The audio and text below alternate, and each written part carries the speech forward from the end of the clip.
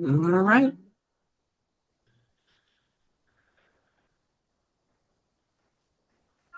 Yeah, admitting.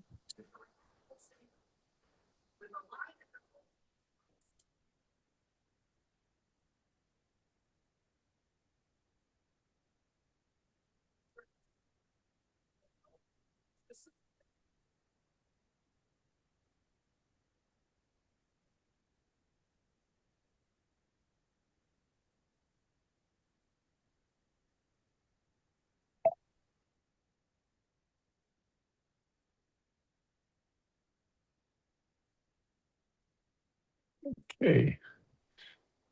Welcome, everyone. This is the August meeting of our Fiscal and Economic Issues Group. We're going to start out with Bill telling us all about NWSOFA. Okay. Well, as people join, we're going to go through a little bit about NWSOFA and who we are. But we are here tonight for the NWSOFA, which stands for Northwest Suburbs Organizing for Action, Fiscal and Economic Zoom. And this has been going on for a little over 13 years, almost 14 years that we've been doing this in one way or other.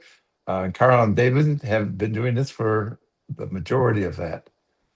So it is sponsored by NWSOFA, which stands for Northwest Suburbs Organizing for Action. We are an indivisible chapter, one of 2,900 across the country. Each of those little gray dots is an indivisible chapter, still growing by 3 to 4 a day. Uh, so the reason that we exist here is to organize and educate our members.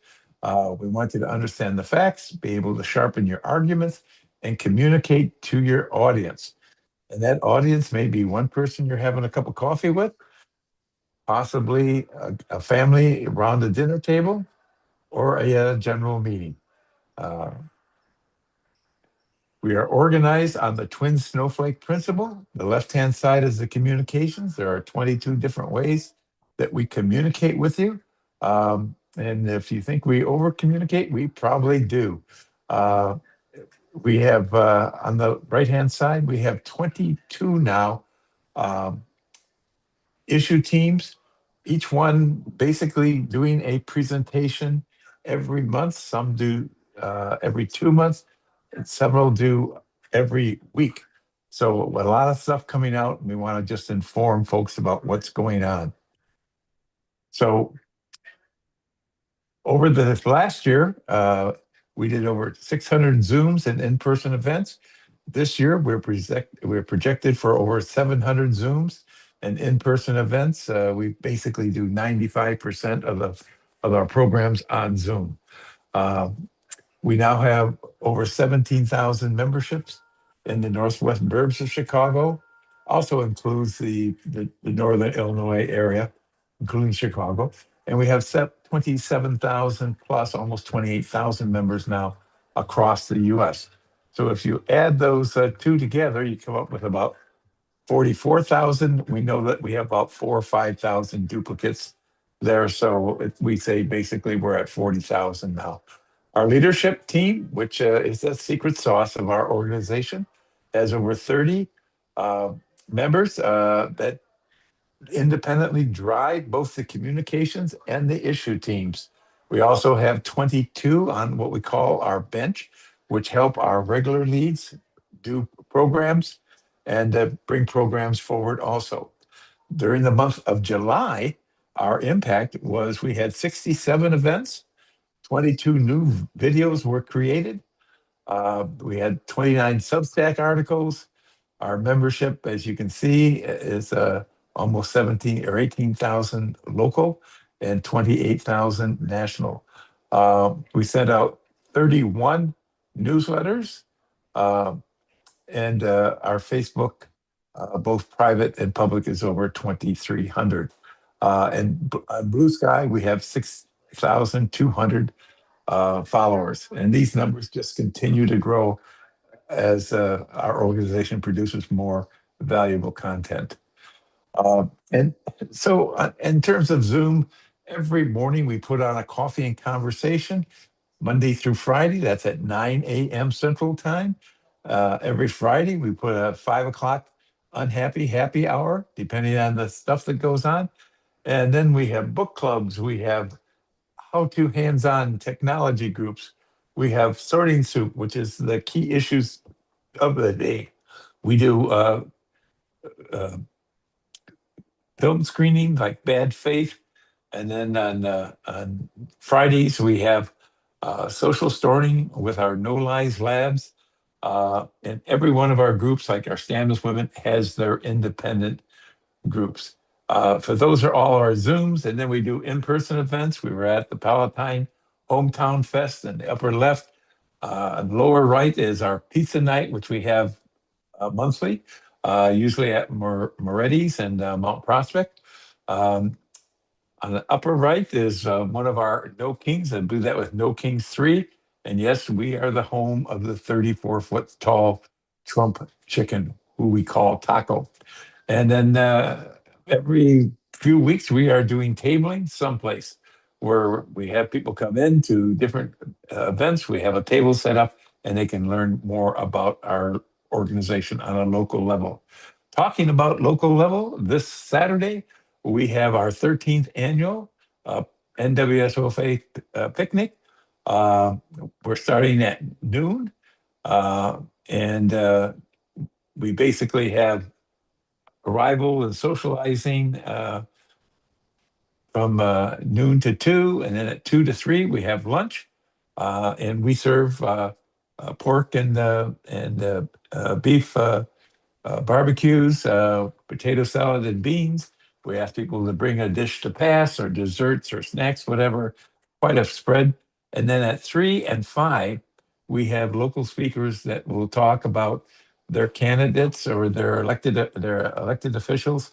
I think last year we had almost 30 different speakers that came out, candidates and people that were contesting the primaries. This year, we now have 8 groups that are co-promoting this with us. Indivisible Barrington, Indivisible Elk Grove Township, the GPAD, the Greater Palatine Area Democrats, the Progressive Palatine Area, the We Volunteer from the Arlington Heights area, the Young Democrats of Wheeling Township, and the Wheeling Democrats, along with the Elk Grove Township Democrats. So it should be really a fun event. It goes on until, we like to say, when the cows come home, and that's whenever they want to come home. But we'll have a lot of fun. We're on the north shore of Lake Terramere. It's a 29-acre lake, which has 22 houses around it. It's in Arlington Heights, right up in the southwest corner of Arlington Heights Road and Lake Cook Road. As you get around Lake Terramere, that north side, you'll find us. There'll be 100 candidate signs in the front lawn. You can't miss it.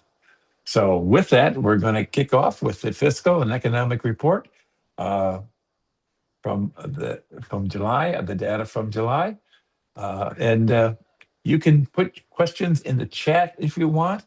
And at the various breaks, Carl and David will answer some of those questions. Some of them will be answered by the one that's not talking in your chats, but we'll catch everything. And at the very end, we can have a little conversation where people can just kind of generally raise their hands, etc. So with that, I think we've got a good group that is here. Let me take down my slides. Thank you very much, Carl. It's all yours.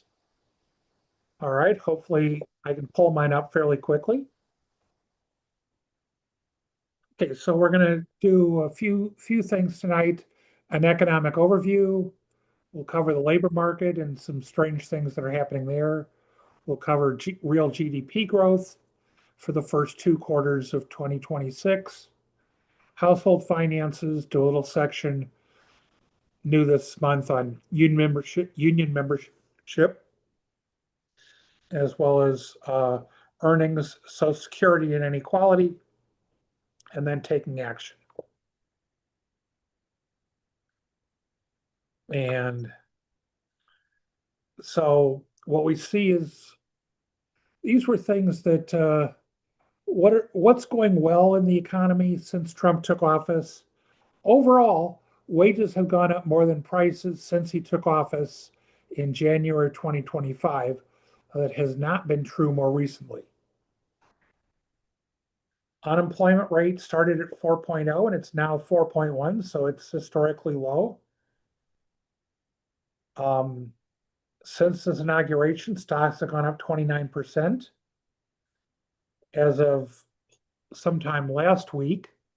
So, although I think stocks have gone down depending on which index we're looking at the last two days. And we have near record real net worth of the bottom 50%. So it's not just the top folks that are doing well, but on average, the bottom 50% are doing well as well. That said, not so well. Job creation was stagnant in 2025 with low job growth, and it has been stagnant the last 3 months with the prior 2 months being revised down. And as well, that's payroll jobs. If we look at the household survey of the employment, total employment, including Lyft and Uber drivers and all, that is actually down 1.6 million since Trump took office. So that's not a good sign for the economy. As well, the Fed's preferred inflation measure, although CPI is low, the PCE is not. And core PCE was 3.3% as of June. And we'll get a July number in another week or so. And the personal savings rate has fallen. So some things are doing well, some things not so well.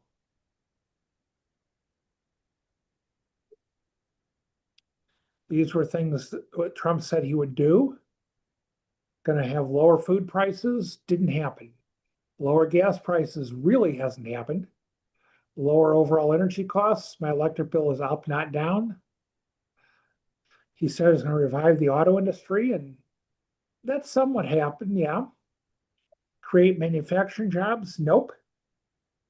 Stock market is up. Debt is way up, not down. And the trade deficit is down slightly. So most of his promises have not been kept. And if we look at the big things in 2025 that he did, we had the so-called One Big Beautiful Bill, or his tax bill, as well as the tariffs. We see is that if we look over here on the left-hand side, if your income was in the lowest fifth, lowest quintile, the percent change in your after-tax income as a result of the tax bill and the tariffs is it went down almost 3%. Second quintile, it's down. Middle, fourth, and fifth quintiles are up. And looking at the top quintile, it's really the 95th to 99th percentile that's way up. So in other words, it's not good for everybody. So let's look at that labor market, which generally the employment report comes out on the first Friday of most months.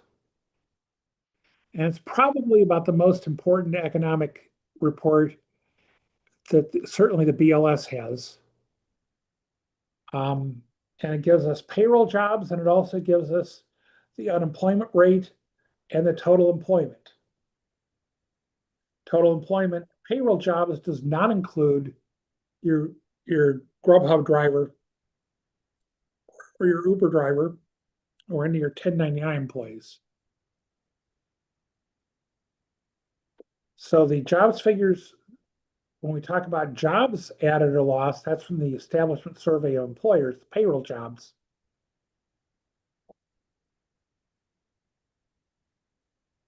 Okay. So if we look, we see that Under Trump, payroll jobs had gone up until we got to the pandemic recession. And we dropped 22 million jobs in 2 months. Now we started a recovery under Trump, a little hiccup in December of 2020, where payroll jobs actually went down. But then under Biden, payroll jobs went up and went up every month under Biden.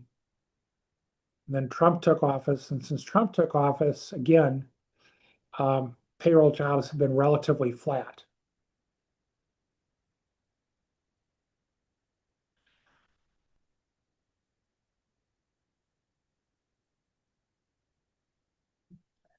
So this is the job creation since 2023, and we see that we had positive job creation, but the average 3-month average was slowing. And then actually last year, end of last year, it actually went negative for a few months. And it went negative officially in July as well. The bigger news in July was not so much that we went down 23,000 jobs in July, but that May and June were revised down by 103,000 jobs. So it basically cut the job creation for those months in half.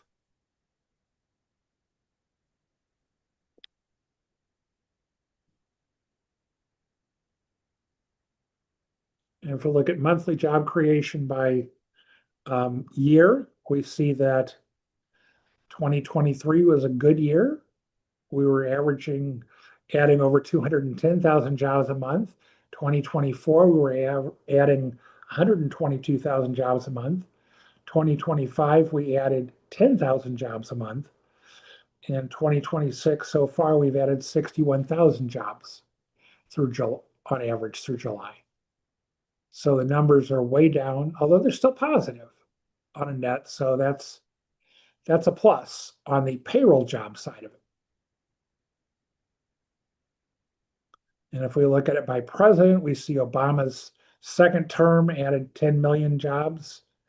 Trump's first term, we lost 2.7 million jobs.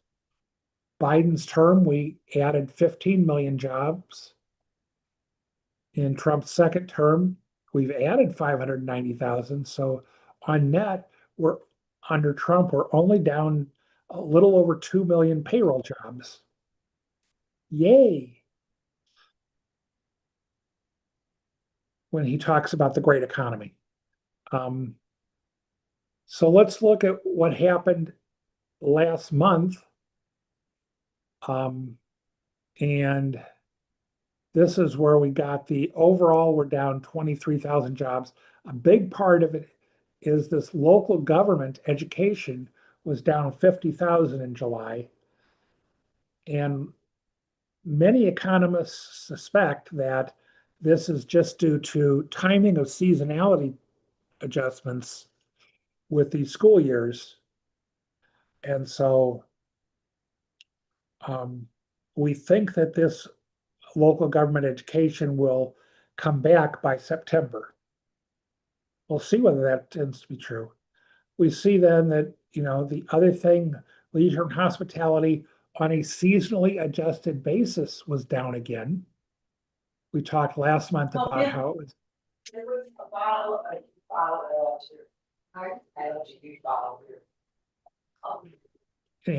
We talked last month about how on a seasonally adjusted basis, leisure and hospitality was down 61,000 jobs, but on a not seasonally adjusted basis, it was up a couple 100,000 jobs. So with the World Cup happening, it didn't actually shrink. It just didn't grow as much as we would have expected. And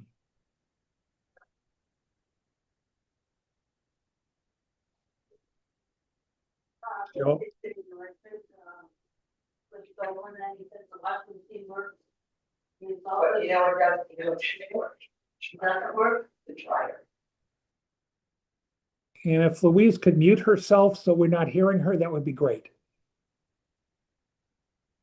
So the unemployment rate, which is the household survey, again, the payroll jobs comes from the establishment survey of serving all kinds of businesses. The unemployment rate comes from that surveying 50 to 60,000 households every month. So it's a big survey, but it's not 100%. And someone who's unemployed under the U3 rate, which is typically reported, was actively looked for work in that month, is available for work, but didn't perform any paid work during that month. So that's the definition of unemployed.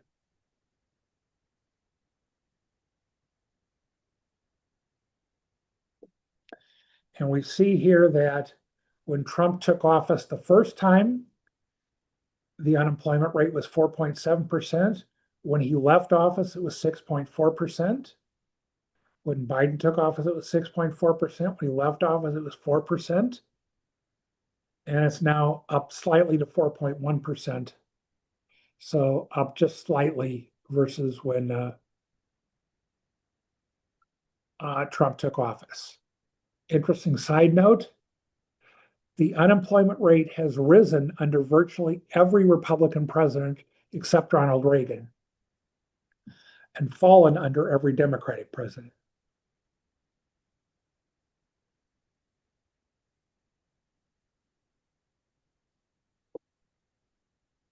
Okay, looking at the household survey, since Trump started, population has grown, but the labor force has actually shrunk by 1.6 million. This may be deportations, it may be people retiring, it may be a combination of a whole bunch of factors. We don't really know. What that has led to is that the number of people employed has actually fallen by 1.6 million. And that's not a good thing,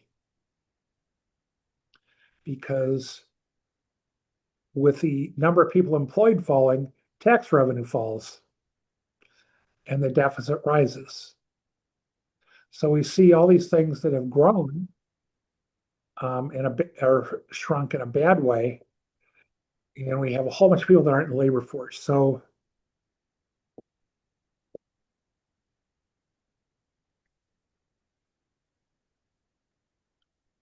interestingly, the blue line is the establishment, the payroll jobs. The red line is total employment. And what we see is that they were somewhat in sync through November of 2025. But since then, payroll jobs grew a little bit, and total number of people employed has fallen off a cliff.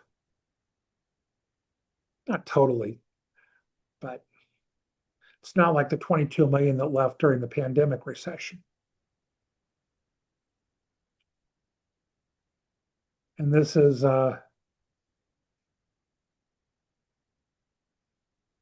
and I will let David try and explain why we started in June of 2025 as opposed to January.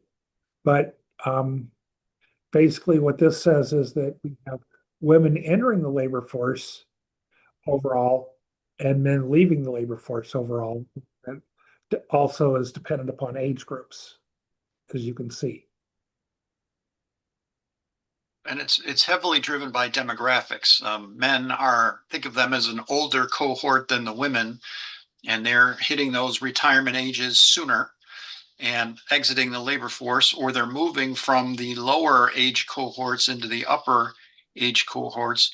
And women are sort of a demographic bubble behind them that is now also getting into their prime working years. So the men are sort of at the end of it. The boomers are sort of at the end, and the women are sort of a little bit behind them. And so you see the women entering the labor force and men exiting in very large numbers. Only men in the 20 to 24 added to the labor force. All the other men are a reduction in the labor force. They've been aging out, and we don't have immigrants to replace them right now. And so you're seeing this giant exodus from the labor force. But it's not behavioral. I think we'll show it on the next page a little bit. There's a lengthy explanation that we've got in here. If it's not the next slide, it's coming up, but it's really demographics, prime age participation. That third row is still very solid, hasn't really changed. So it's not that a bunch of prime age working people are deciding they don't want to work anymore. It isn't that the stock market has gone up so much that 25 to 54-year-olds are retiring. I mean, those rates are pretty consistent. It's really just demographics and aging. So it's complicated to explain, but it's the older men, the male cohorts tend to be older, and the women cohort is going into its prime working years. And so that's why you saw the effect on the prior slide.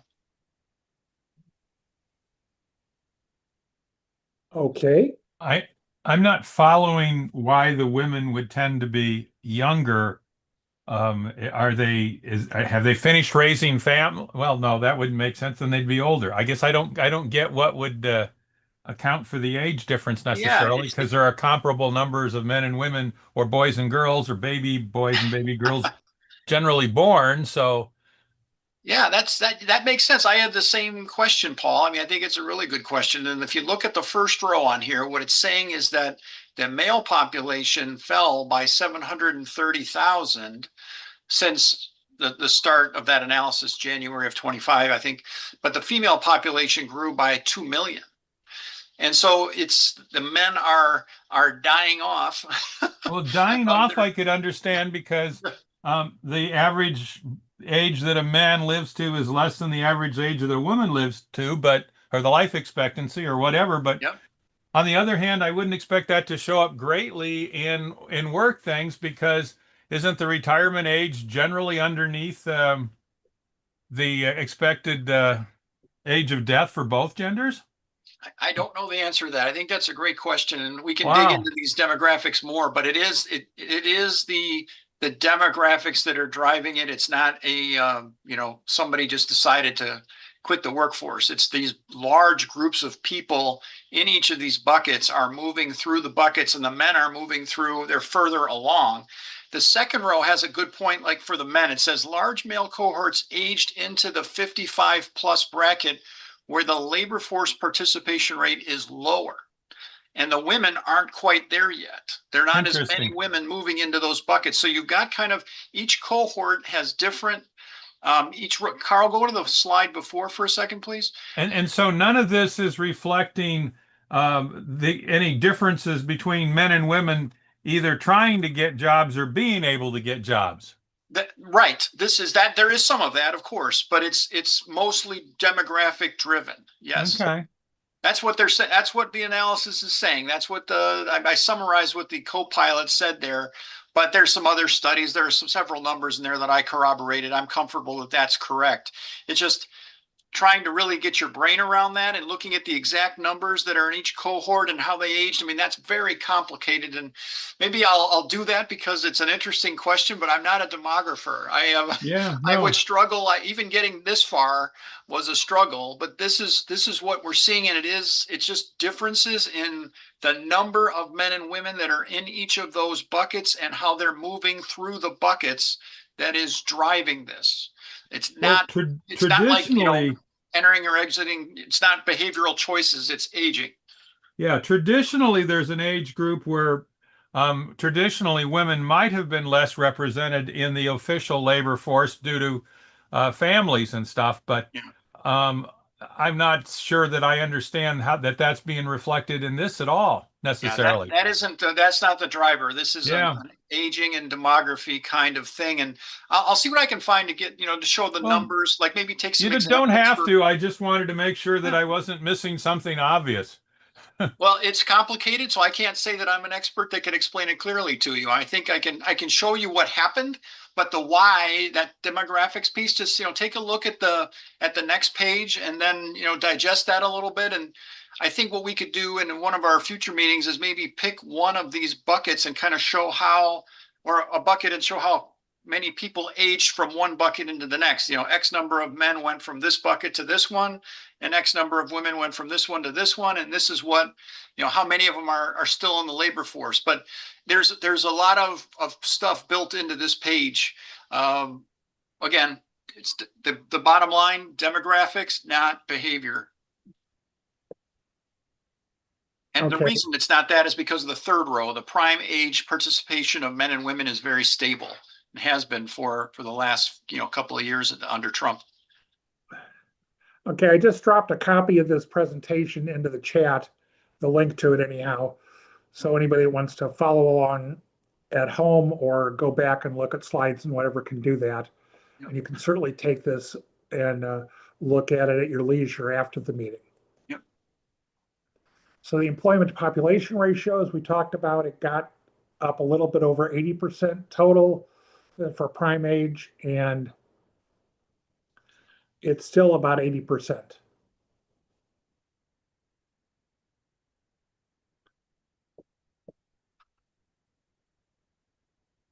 Obviously, it went down with the pandemic recession and then recovered initially under Trump and then more under Biden. And then right now, there's slightly more job openings than there are people that are unemployed. But again, those don't line up so that every unemployed person can get a job due to skills and geography.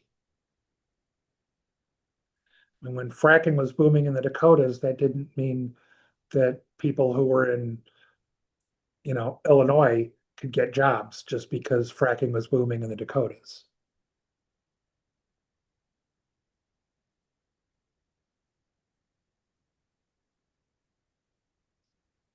Okay, if we look at what happened with the CBO forecast versus where we're at. The CBO forecast suggested that we would have and this was back when Trump took office, January 2025, we would have an unemployment rate of 4.4%. It's actually a little lower than that, so it's better. We would have a little under 161 million jobs. We have a little bit under 159 million jobs, so it's worse. Job creation by month is worse. And the labor force is smaller. So things are not going as well as they projected they would. But hey, Trump says it's the greatest economy ever, so we all believe him, right?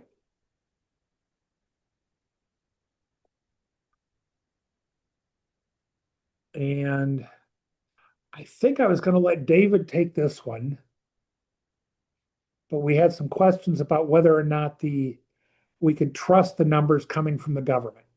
Right. And I think the short answer is yes, with an asterisk. And that is that a lot of them are facing staffing shortages, leadership gaps where they've got acting leaders and not official leaders.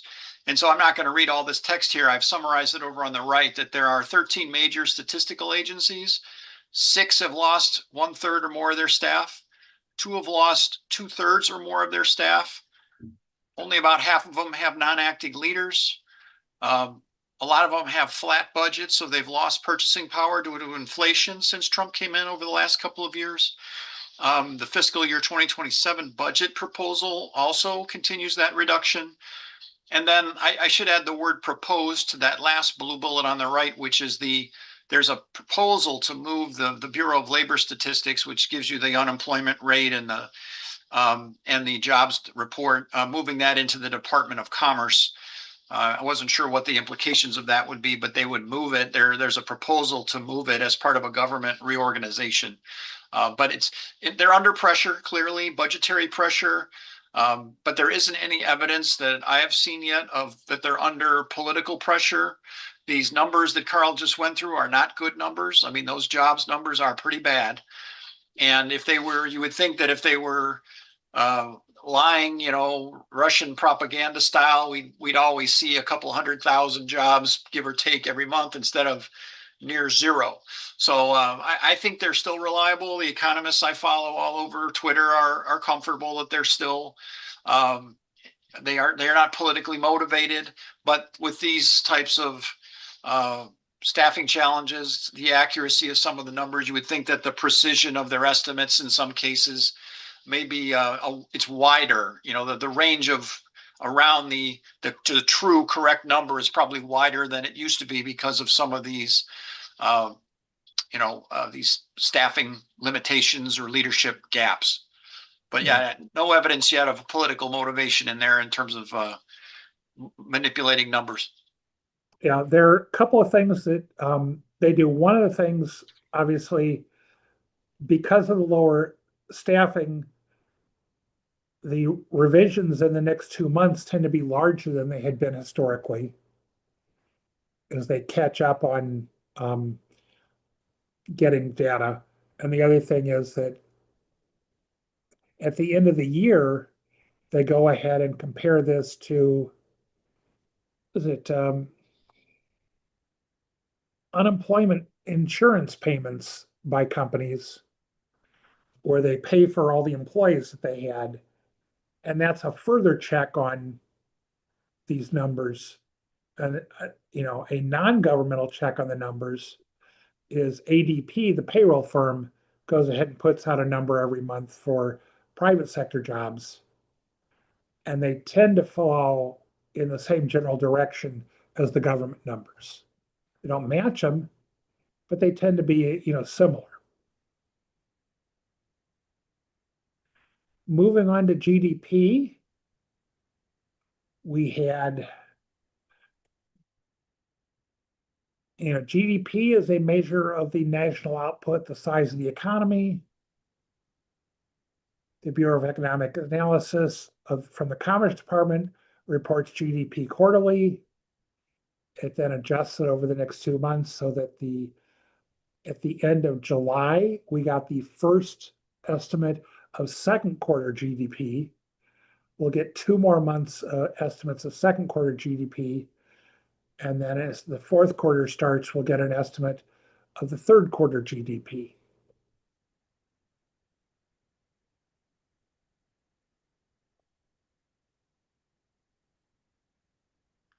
We see is that real GDP is larger than it was pre-pandemic, although it shrunk during the pandemic. By the first quarter of 2021, when Biden started, real GDP had regained its peak, and it's continued to grow since then.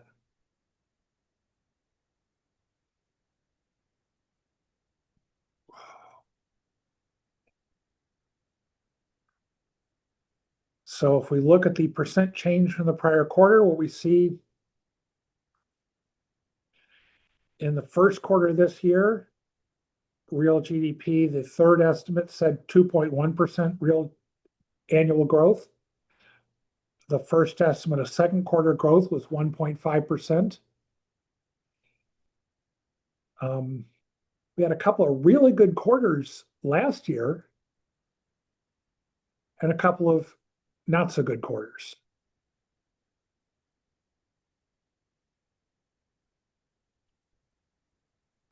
And if we look at what happened in the second quarter with the 1.5% growth, we see that certain things, consumer spending went up, government spending went down, exports went up a little, imports went up a lot, and imports and government spending and the decreased government spending are decreases in real GDP.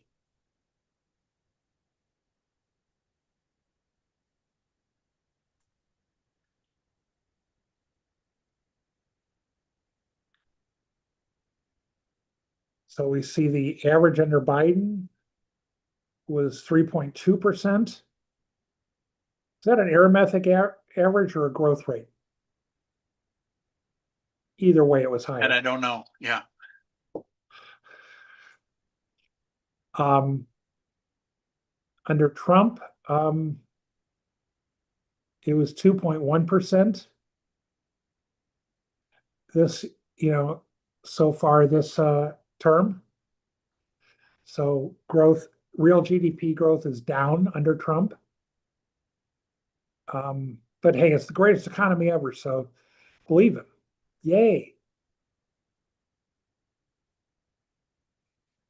AI investment is impacting GDP because a lot of what the spending is imported stuff, it's not impacting it as much as you might think.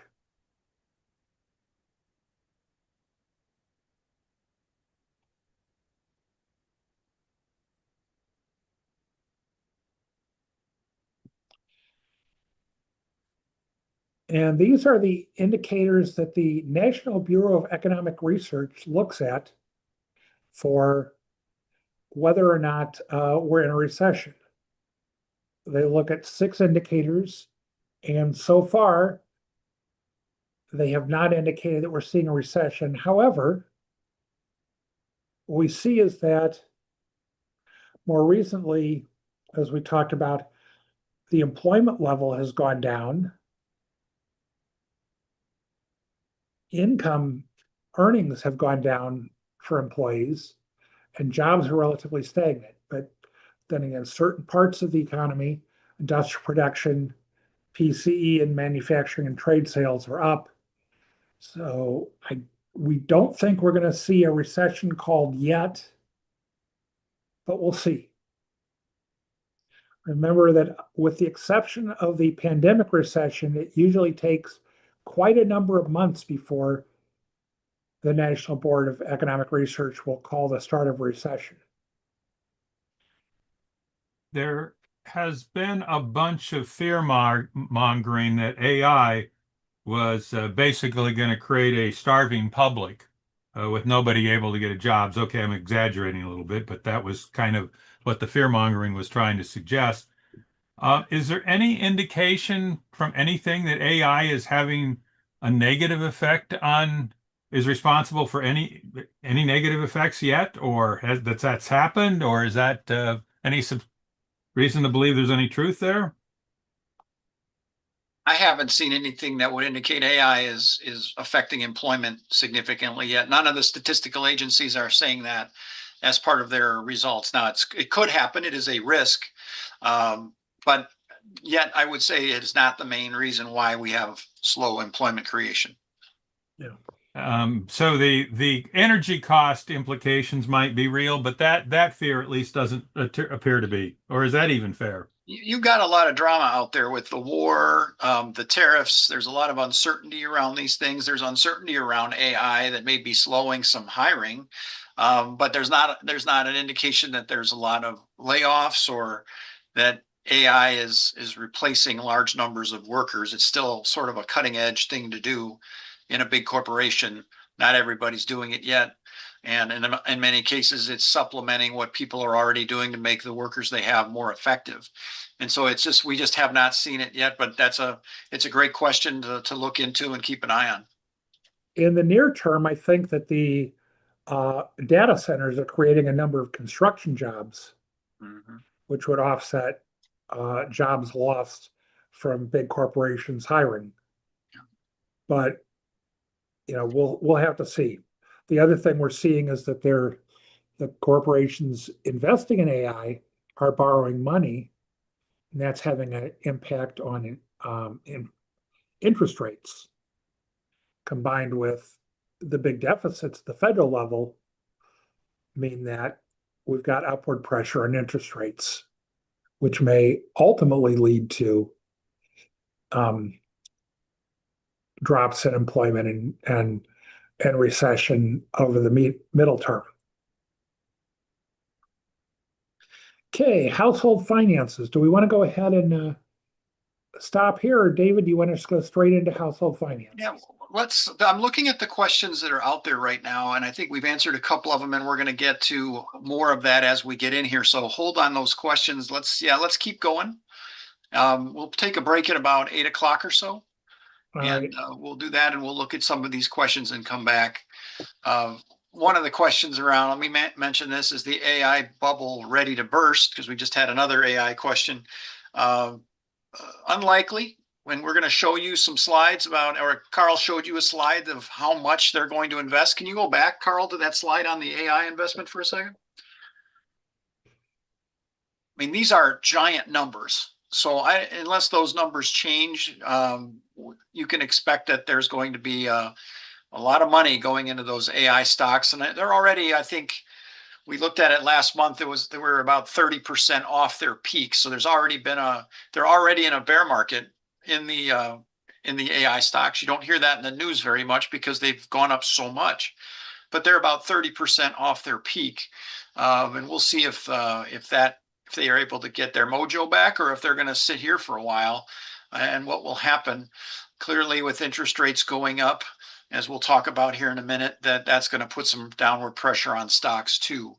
But yeah, I wouldn't look at that. AI investment is going away. You can see the plans from the largest tech companies here, and they are very much investing in this technology. So, all right, yeah, let's go into the next section, and let me share mine, I guess, Carl. So, Okay, I'll stop sharing mine.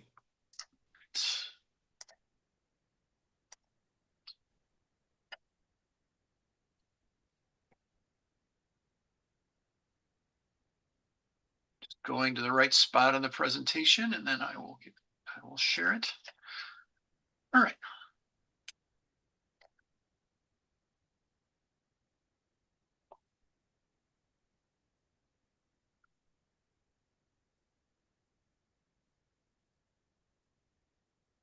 Can you guys see that, Carl, in presentation mode? Yeah, All right. All right, so this section gets into, kind of the inflation and wages and how households are looking in terms of their net worth and things like that, sort of the affordability question. So the red on here shows the increases in prices since Trump started, and recall that he promised that he would lower prices. For some reason, people believe that.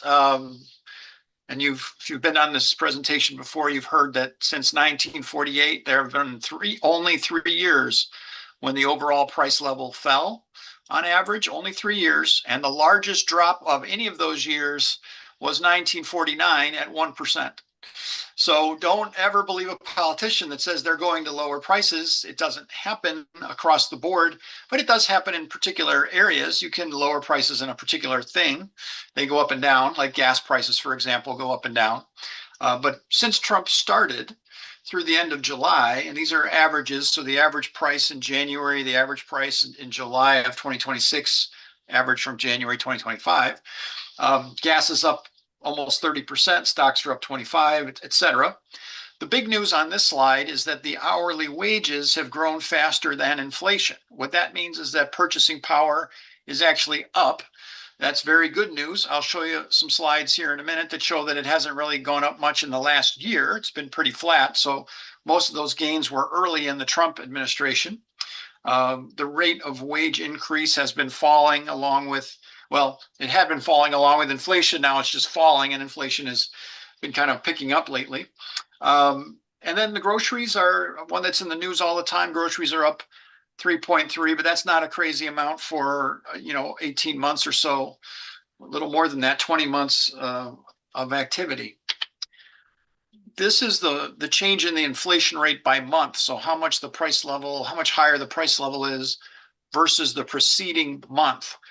And that's where you see these small numbers of 0.1 or 0.4 or whatever. Normally you see inflation is reported versus a year ago, and we'll show you that here in a second. But June was a big negative because of the gas prices falling. Oil and gas prices fell, and so that was deflation. The price level actually fell overall in June, and then in July they were back up a little bit because the gas price came up just slightly. This is what you normally hear in the news is the versus a year ago, and so the blue line came down and the red line. So both the core inflation, that core inflation excludes food and energy, so that gas prices don't factor in there, nor do food prices. Those tend to be volatile, and those are not in the core. And so it's 3.4 all things, or 2.5 core. That's how much higher the price level is versus a year ago.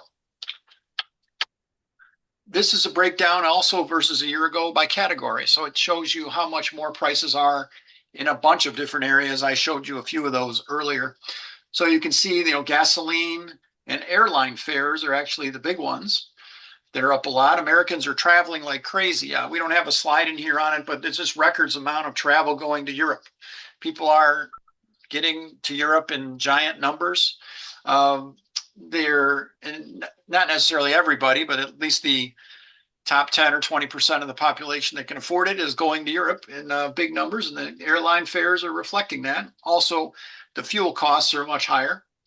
So it's not all just demand. There's also the cost on the supply side. But yeah, you can see all the different areas of how much they've grown or not. And CNBC does this great chart every month. You can look for it. The quote is down there in the lower right. If you're ever wondering about it, they have the same thing that they just update every month. And once I spotted it, I started including it here because I think it's a great chart. The Goldman Sachs guys have been hard at work trying to figure out what is driving inflation. And this is, as you might imagine, Trump's tariffs and the Iran war have significantly increased inflation. And then also the AI effect of the boom in different kinds of AI products. The reason that a lot of those AI company stocks are up is because they're able to charge a ridiculous amount for their items. And there's an enormous amount of debt being issued to pay for that. So there's sort of this, someone mentioned a bubble earlier in the chat. So you're seeing the tariffs were adding about 0.8 to inflation. And then energy in Iran wasn't very much before, but now it's expanded somewhat. So it's what is that, 0.4 to about 0.4. And then the AI stuff is another 0.2 or so. And so that's what's been adding to or contributing to inflation. Inflation would be this much lower, in other words, if you took these factors out. The AI is not a Trump policy. That would have probably happened if Harris were president. But the energy in Iran and the tariffs would not have happened if Harris were in there. So inflation and prices would be clearly lower if people had chosen Harris. And this was widely communicated at the time of the election that Trump was the high cost option, and people just wanted to believe the promises. This is PCE inflation, which is the Fed's preferred measure. So when they talk about their 2% target, they're talking about this. And those numbers and they lag about a month. We have the numbers through July for the consumer price index. We get the PCE inflation right at the end of the month. So we've only got the June number.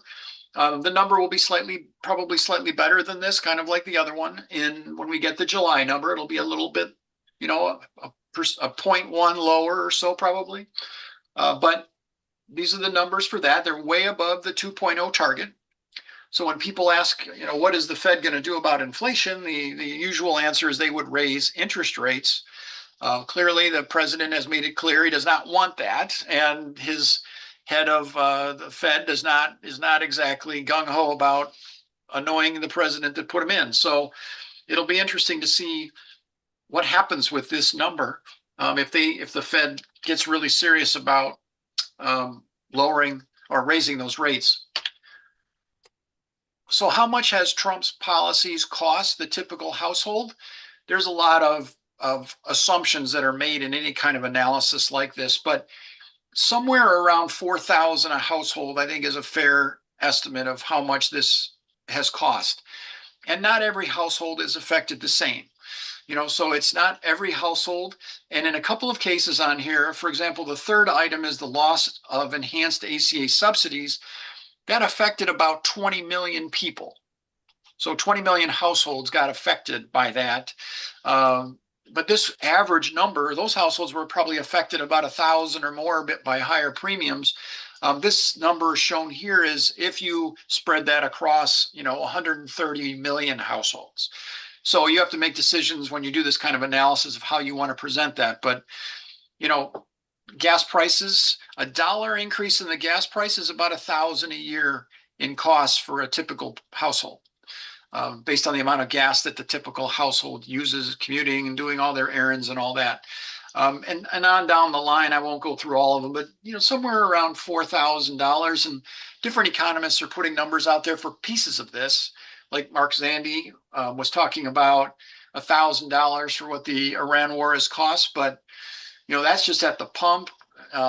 Diesel prices are higher, so that's the cost of everything that's transported goes up because of this. So it gets harder to measure that. And he's even saying the Iran war has something to do with higher mortgage rates because if inflation is expected to be higher, then interest rates go higher and therefore mortgage rates go higher, credit card interest goes higher. Whenever you you pull that inflation lever, you're going to see all kinds of ripple effects. And that's why this analysis is always challenging. I wouldn't, I would not say this number is exactly right. It's a range somewhere around 3,000 to 5,000 a household, but I think it's reasonable. And almost all of this was avoidable. There's almost nothing on here that is not Trump. All of these are Trump policies. You could argue that the enhanced ACA subsidies were going to expire anyway. And I think if we had a Harris administration, they would have extended those very likely. But again, if Republicans owned the House and Senate, she would not have been able to do that most likely. So who knows? But most of this is Trump's policies that's costing people a lot. We shared this before. The basic idea is that the bottom 40% doesn't have a lot of room to maneuver when it comes to extra expenses. The upper 60% can absorb them pretty well. They've got a lot of extra income to spend on non-essential items, but the bottom 40% does not. And so when you start adding these extra expenses, you're going to wipe out any savings that the bottom 40% is going to have. And Carl shared a slide at the beginning that showed that Trump's policies were expected to hurt the bottom 40% on average. And this is another way of looking at that from a sort of an affordability standpoint. There's always some people that are left behind and that get hurt the most. It's the bottom 40% in this case. This is the real wage or the purchasing power. This is the wage increase called, nominal is the unadjusted for inflation is called nominal, and then real is adjusted for inflation. This is the real wage. And the same day that the inflation report comes out, the BLS also issues this one. It's the BLS Real Earnings Summary. Over the past year, basically all these ups and downs have netted out to near zero. There's been almost no increase in the real wage over the past year. In fact, people are working more hours, which is why their real pay, hours times wage per hour is actually up a little bit, but it's all because of the extra hours, not the wage itself. And this was an interesting analysis. I always talk about Steve Ratner and the great charts that he does. He's the MSNBC charts guy. And he's an essential follow, I think, on Twitter and other places. He cranks out great charts all the time. There are 3 or 4 of them that we've included here. And pretty much every presentation that we do now has a handful of them because they're just great. But what he's saying here is that if you look at Biden post-COVID, so July of 2022 is after we had regained the pre-pandemic number of jobs. To the end, the real wage growth was much faster under Biden. And the numbers are here to look at. And this also is for every part of the income distribution. So the wages, the real wage, the purchasing power was growing much more quickly in that back half of the Biden administration than it is now. So looking at interest rates for a second, this spaghetti chart, as I like to call it, has the 3, 10, and 30-year bond interest rates on it. And 5.27 for the 30-year, that's the green line, that's the one that goes closest with mortgages. The 10-year probably is a little closer to what you see with credit card interest rates, but pretty close to it. It's like a 20 years, May 20 of 2006, about 20 years since we had a 30-year interest rate this high. So this is unusual. And clearly at the beginning of the Trump administration, those interest rates were closer to 1%. So, not quite a large change in the percent over that time. And they've been continuing to rise as people get more nervous about what the Fed is going to do. If it's not going to take inflation very seriously, then these interest rates are likely to keep climbing because investors demand that they be compensated for what they think inflation is going to look like. And the mortgage rate is still a little below when Trump started, but it's way above where it got to before the attack on Iran. It had gotten down to about 6%, and now it's at about 6, 7, or a little higher now. So if you're getting a mortgage now, it's difficult to pay that kind of an amount, and then also it's causing people to be locked into their homes. They don't want to sell their home and buy a different one where they're going to have to finance it with a new mortgage rate. They may have a mortgage rate they love that was 3% from before the pandemic, and they don't want to give that up. I mean, one thing that you don't hear about in the news is that inflation is really good for debtors. You always hear about inflation as uniformly bad. It raises prices. It's bad for everybody. If you own a house and you've got a mortgage where you're paying a certain fixed amount, let's say a 3% rate, whatever that is, $1,000 a month, $2,000 a month, whatever the mortgage is, that is now you are able to pay for that with 30% higher wages. So your mortgage didn't change. It's fixed, locked from 6, 7 years ago. But now you're able to pay that with a 30% higher wage. That's a tremendous improvement. So a homeowner should be finding if they've kept up with the wages, if they got the average wage gain, they are in much, much better shape to pay off that fixed mortgage than they would otherwise be. And that's why they say that being a debtor, inflation is a good thing. And I add to that the caveat that assuming wages go up with inflation.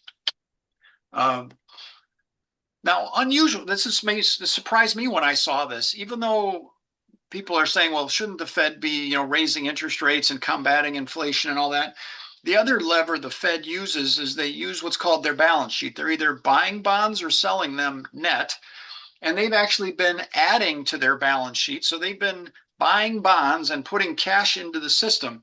So when they're buying bonds, that is causing the price of bonds to go up. And that means the interest rate is falling, meaning their balance sheet activity is trying to lower interest rates while they're busy trying to talk tough about raising interest rates. So not as many people pay attention to this. Like, I'm sure a lot of people on this call are like, what is the Fed's balance sheet? I mean, they own treasury bonds, they own housing bonds, all kinds of different bonds that they're allowed to own, and they don't own typical corporate bonds. There's special kinds of bonds like Fannie and Freddie housing bonds and the government treasury bonds that they own.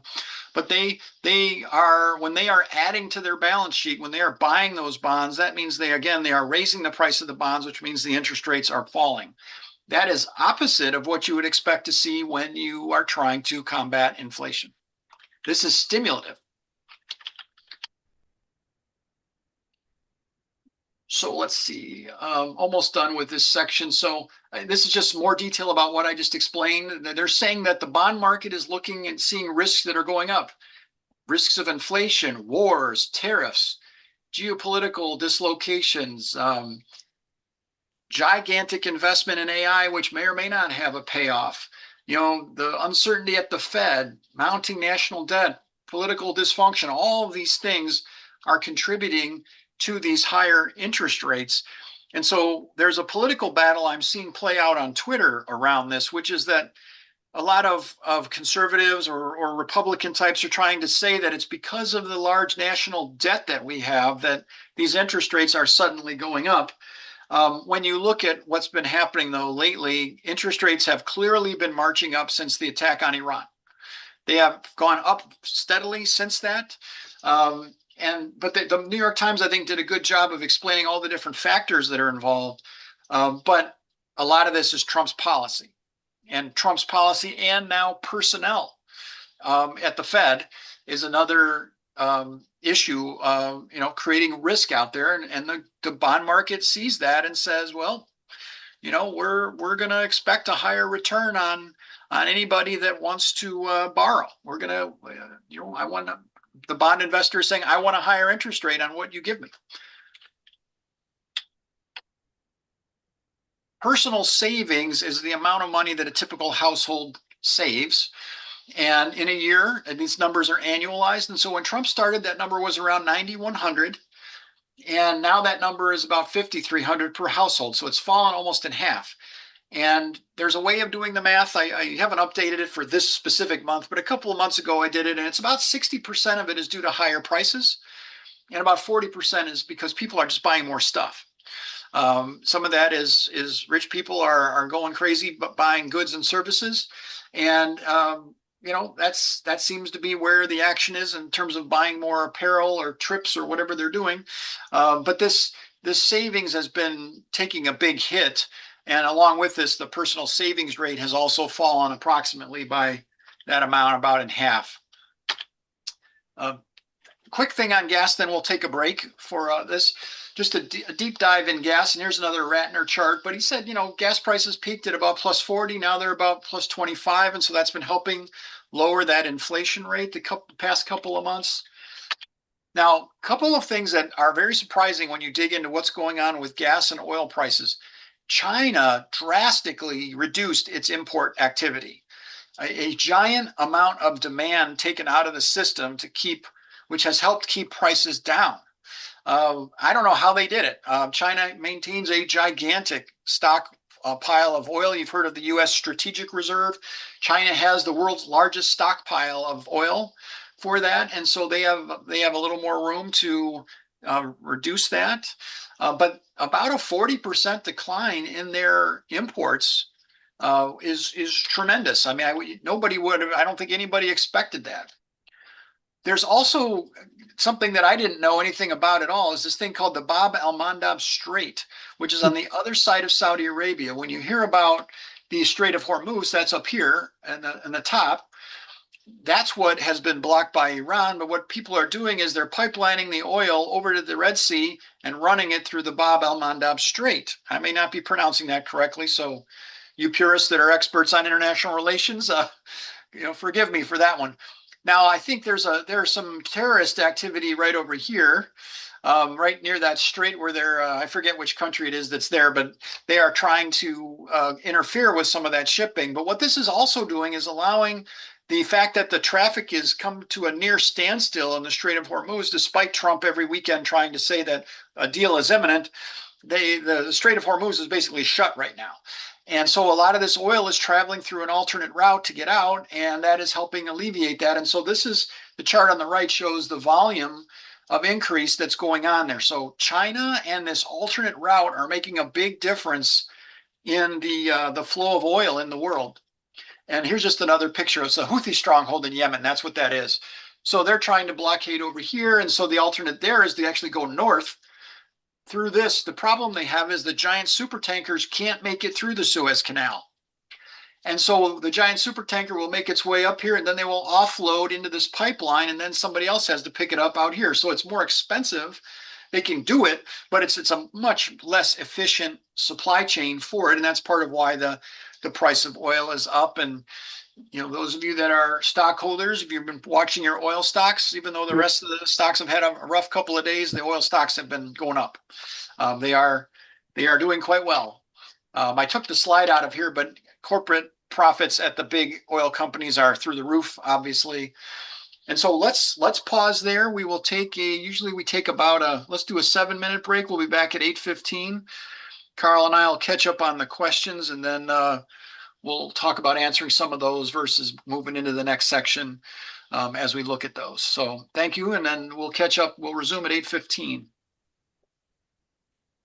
For what it might be worth, David, I had understood that China had been buying Russian and Iranian oil when other countries were not, because of embargoes on it, because of various activities of Russia and Iran, and at very cheap prices, I would add.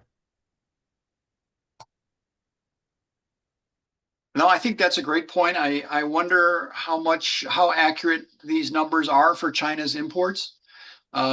Because they probably aren't going to be talking about how much they're importing that they're not supposed to be, right? So they may have imported less from legitimate channels, and they're doing more from the illegitimate channels. So we'll see. Well, and at least if they filled up their stockpiles with that stuff, they might not be incentivized to pay a lot higher prices when the market price goes up quite a bit more over the black market price, effectively, that they were paying.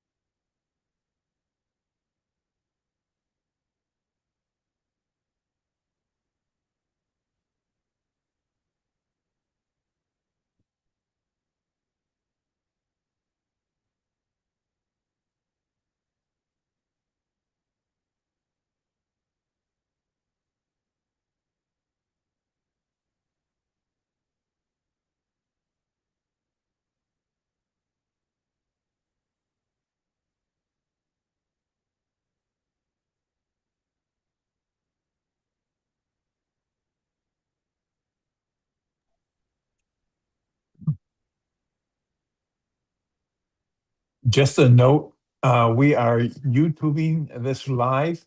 So within 35 seconds of the close of this presentation tonight, you'll have the full YouTube on our website, NWSOFA.org. You just go up there and you click on the tab that says YouTube Live, and you go over to our YouTube Live. There's like 450 videos out there. The quickest way to access what the newest videos are is to click on YouTube Live when you get over there. So just go up to our NWSOFA.org website, click on YouTube tab, and then they'll give you a link, and that'll take you to our YouTube NWS OFA YouTube account. And then you just click on live. You have 5 different options. The YouTube Live will show you the latest of our programs. And you can actually go up there now, and if you missed something earlier, you can go up there now and pick up that, because we're only at a 35-second delay.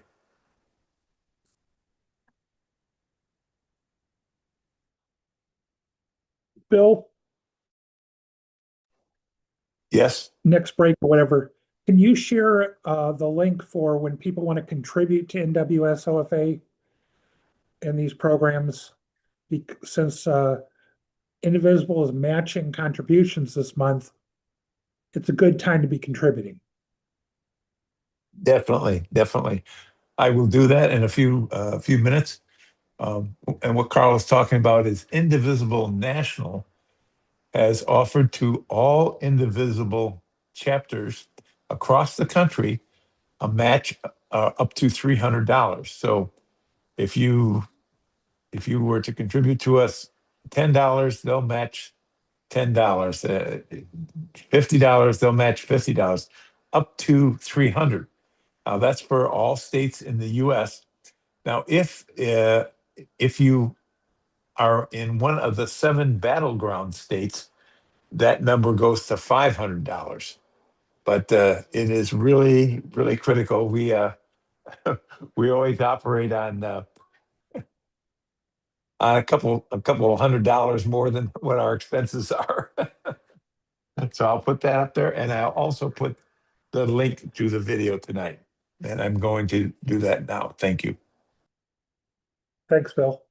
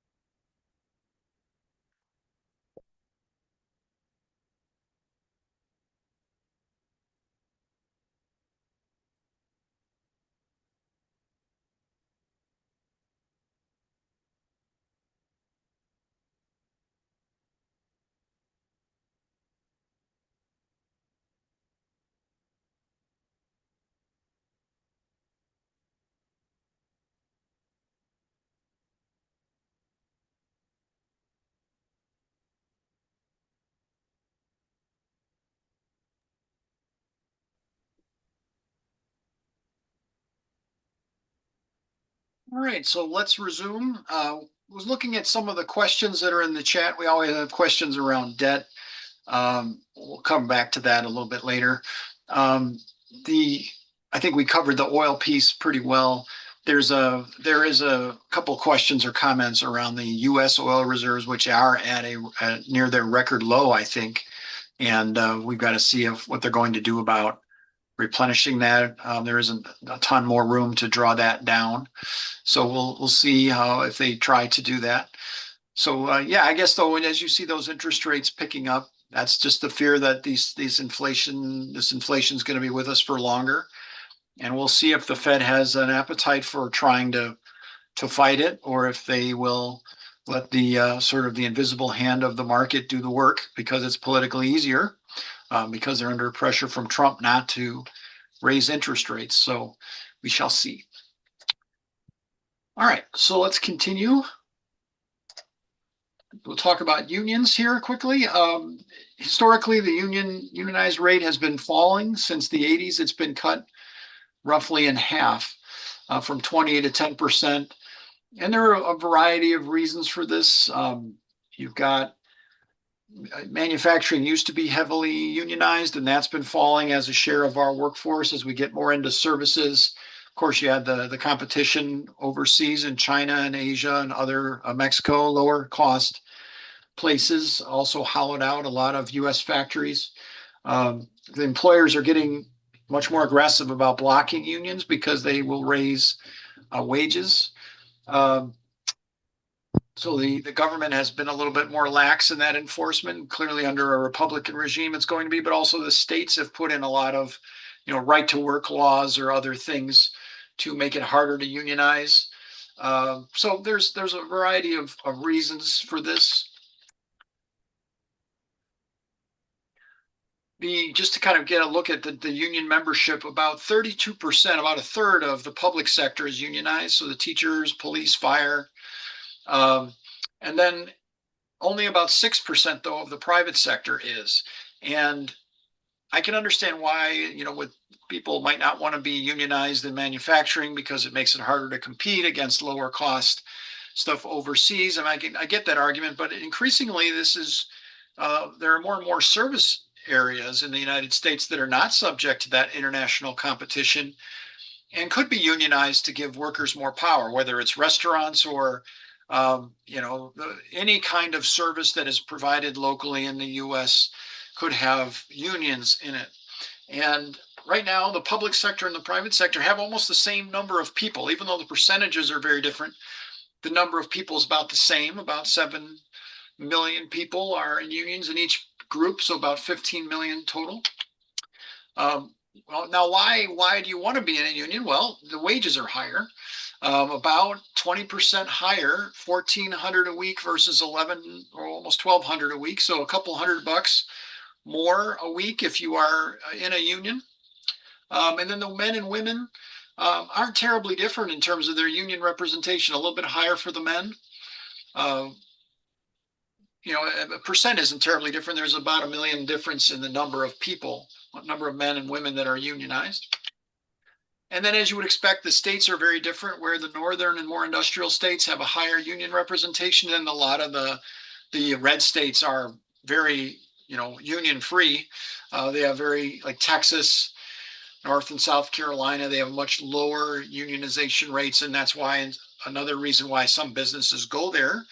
Businesses that are moving to some of these red states is because they have not just lower taxes, but they also can avoid unions that would drive up their employment costs.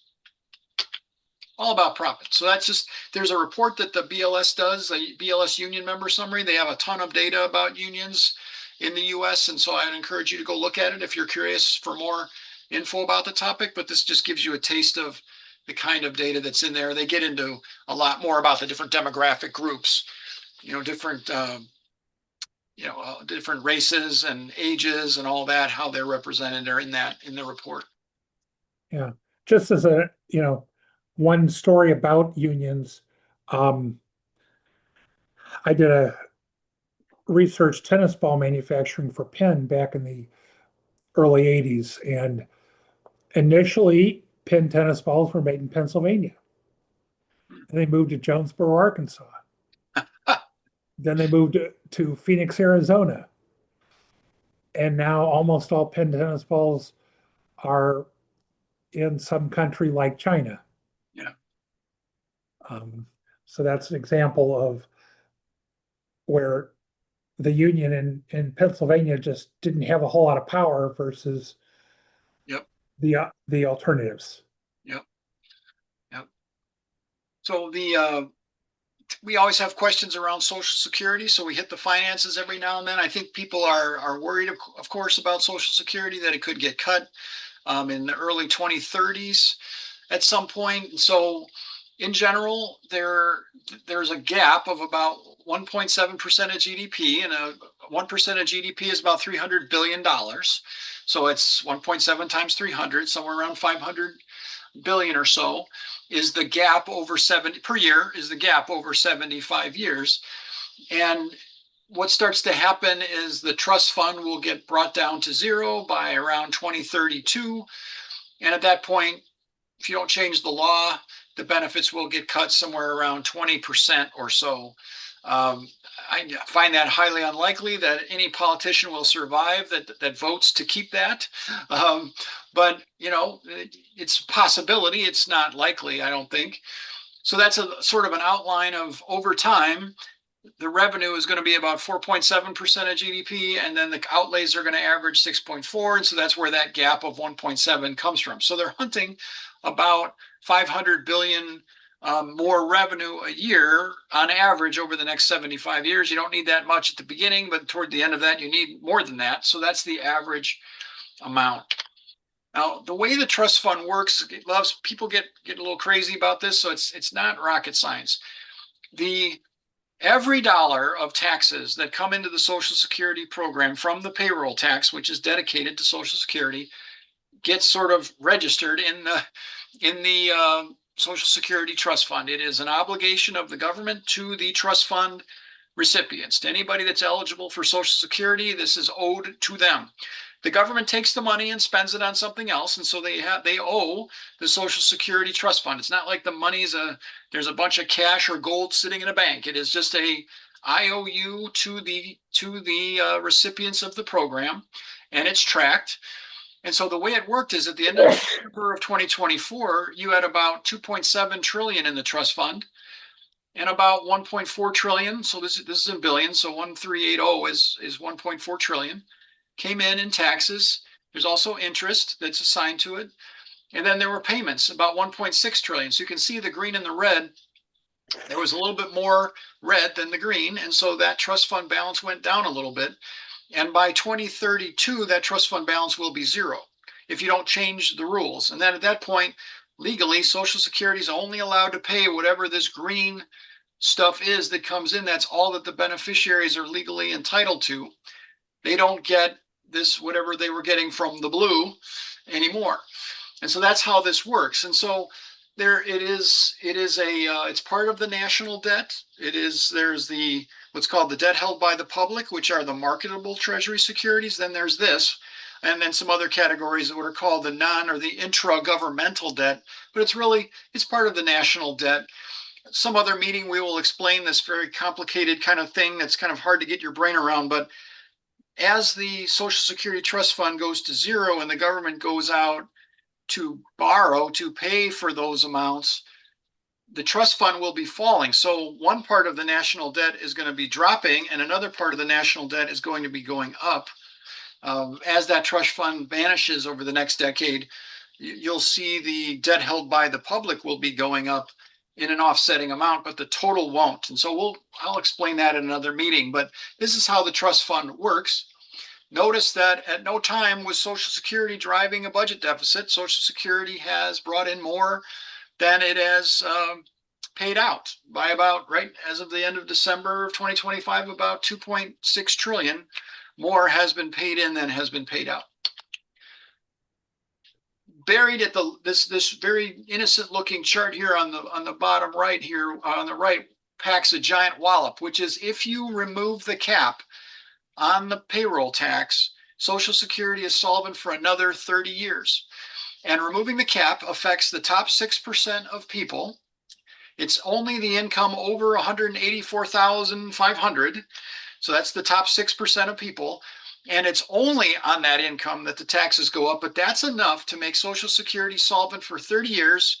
Most of the people on this call will not have to worry about Social Security being there for them if we just remove the cap, and the bottom 94% don't get taxed anymore. So that is a no-brainer to me, and it's sort of a measure of, can the U.S. really govern itself? Because this would be like the most no-brainer decision ever to remove the cap, and we'll see if our government can get it done, because that is the most obvious solution to solve this problem for 30 years. When you add in Social Security, because we talk about, let me step back, we talk about wealth inequality all the time here. And Carl has brought up this point many times, which is that those numbers don't generally include Social Security, which is a giant benefit for the bottom of the payroll spectrum. It's for everybody that gets it, but for the bottom of the spectrum, it's even more important. So what this shows is that the wealth concentration of the top 10% falls about 10 percentage points if Social Security is included in the math. So share of wealth held by top 10% falls from 69 to 60 if Social Security is included. So it makes the wealth inequality, which is really terrible in the US, it makes it a lot more egalitarian. Well, a lot is a value judgment. It makes it 10% more egalitarian than it would be otherwise because of that.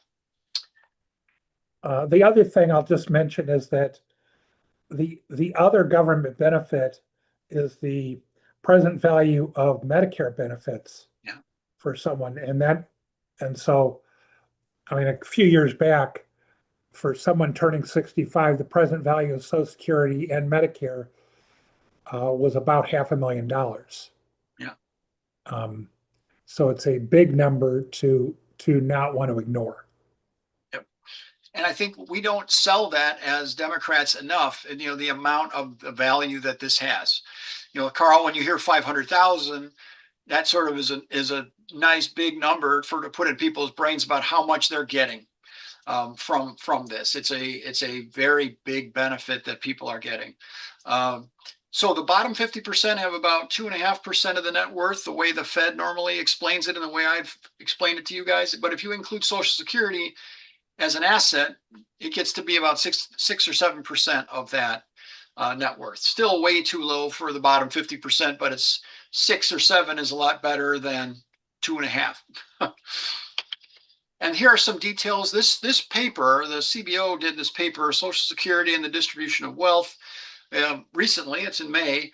That has a bunch of tables that look like this for a bunch of different demographic analyses. So by race and age and all these other things, talks about this. But what this talks about is how much Social Security is providing. And so for the bottom 50% here, it says Social Security represents about 50% of the net worth of the bottom 40%. That's what these numbers are right here.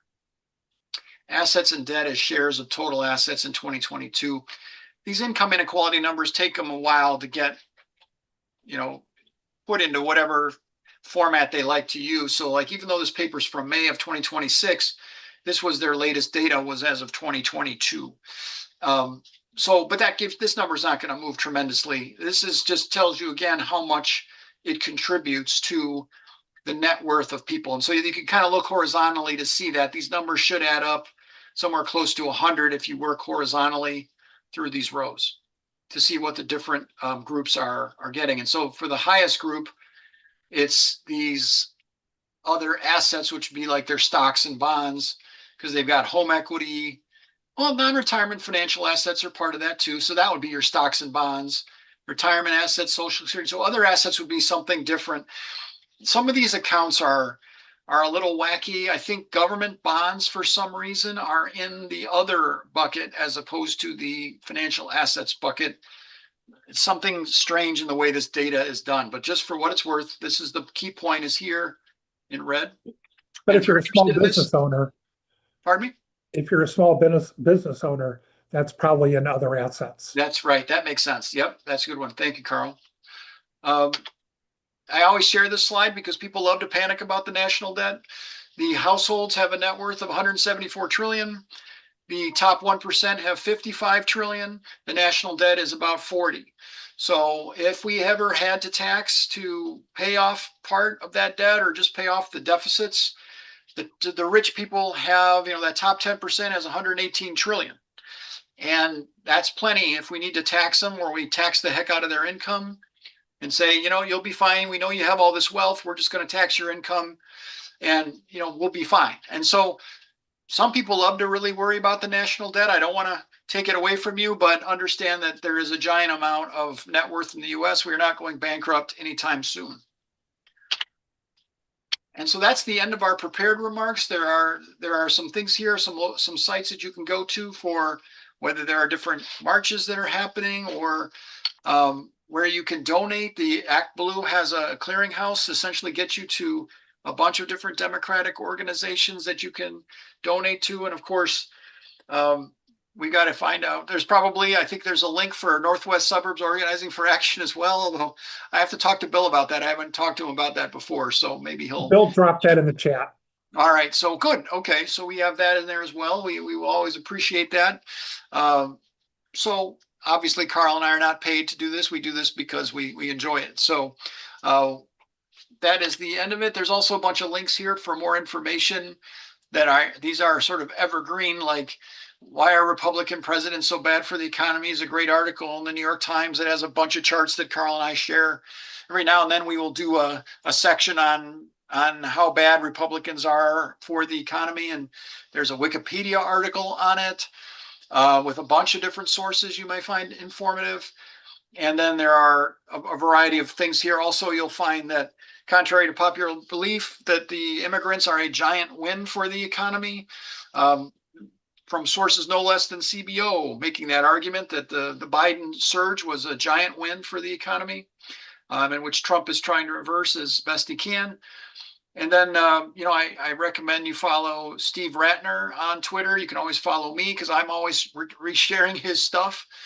Probably about 80% of what I share is economic stuff. The other 20% is just complaining about Republicans. So you get a bit of both in my feed, in either place. So we'll stop there and open it up for questions. I will start looking at the chat as well to see what we've got there. One thing Okay, I it says comment hand on up. is that I think the inflation rate, because gas prices have been going up over the last month, I think the inflation rate will go up for August. I'm going to stop sharing. And then the other Wait, thing, wait, don't do that. Oh, what do you got? Well, we'll let Carl finish first. okay, the other thing I would point out is that we had last fiscal year, we had a deficit of $1.8 trillion. And now they're looking at $2.1 trillion for the annual deficit. We'll see what it is at the end of September, but all of Trump's plans with Doge and everything else and his tariffs to reduce the deficit, the result is the deficit's gone up, not down. Okay. David, could you go back to about the fourth slide from the end, right before you went into action steps? Go back a couple more. Hold on. We got to go forward, go back to the end. Oh, right there. Go back. There you go. Go forward, back to the front. 3.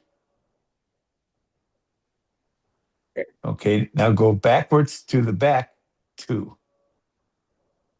Right there. All right. Okay. So in the far right-hand side, there's some negative numbers there that say non-mortgage debt. Is that telling us that It's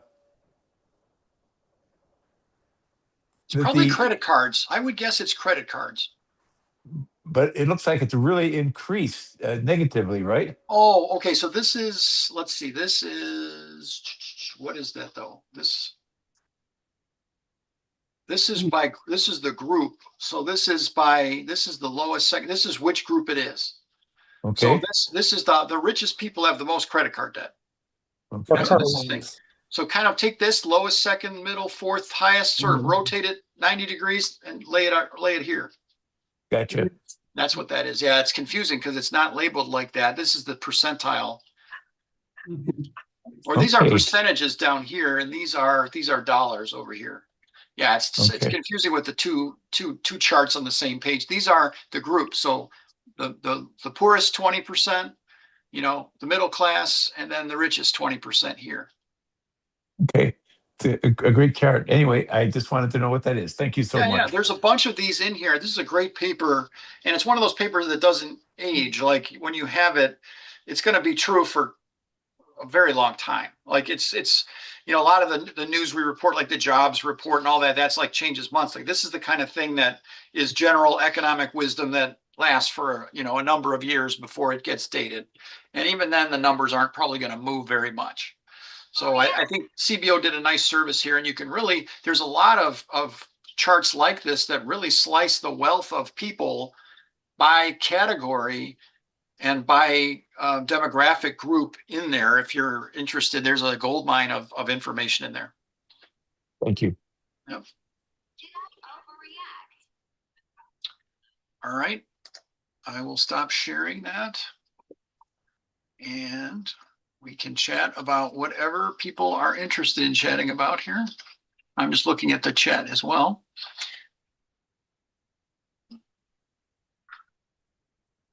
Anybody raising their hand or have a question that they want to ask, or do we have some? Well, we do have some questions in the chat, David. I see. Can you paste that resources page into the chat? It is the last page of the presentation. So you have the presentation. It's on the last page. We've got the present in the if you go all the way to the beginning of the chat, there is we've got it, the presentation link there. It's like the second item in the chat. You can click on that and then just just save the presentation. You can also click on the three dots that are in the upper right corner, where it says, if you're in the chat, it says Northwest Suburbs, inclusive Zoom, blah, blah, blah. There's three dots there. You click on that and you can save the chat. And when you do that, it'll show where on your system it's saving it so that you can find it. It's not necessarily an intuitive place. So you'll just have to kind of make sure you just see where it goes when you do that. David, did you want me to recopy what Carl put in there with the slides? Yeah, you can put it at the end too. I just, just slid the indicator on the right, that gray bar, all the way to the top. But yeah, you can certainly put that at the end too. I just did. Thank you. Thank you. Handy for people.